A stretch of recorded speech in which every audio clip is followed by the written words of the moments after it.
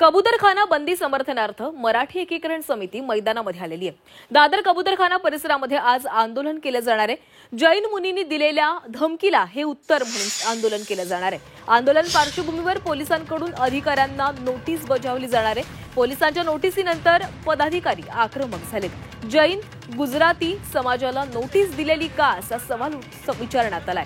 आवाज उठवू नये म्हणून नोटीस हे दुर्दैव आहे असं मराठी एकीकरण समितीने म्हटलेलं आहे। कबूतरखाना बंदीच्या समर्थनार्थ आज बंदी मराठी एकीकरण समितीच्या वतीनं आंदोलन करण्यात येणार आहे। जैन मुनींनी दिलेल्या धमकीला मराठी एकीकरण समितीच्या वतीनं उत्तर देण्यात येणार आहे। दरम्यान याआधीच मराठी एकीकरण समितीला दादर पोलिसांकडून नोटिसा देण्यात आल्यात। या प्रकरणी मराठी एकीकरण समितीनं पोलिसांकडून मुस्कटदाबी होत असल्याचंही म्हटलेलं आहे। तसंच जैन गुजराती समाजाला नोटीस दिली होती का असा संतप्त सवाल मराठी एकीकरण समितीनं केलाय।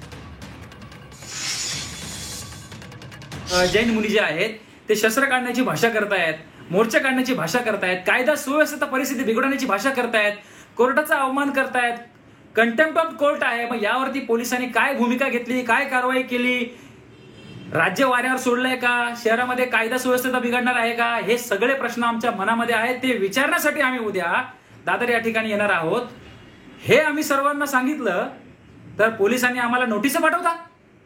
मराठी माणसाची मुस्कटदाबी या राज्यामध्ये का सुरू आहे असा प्रश्न मराठी एकीकरण समिती विचारते।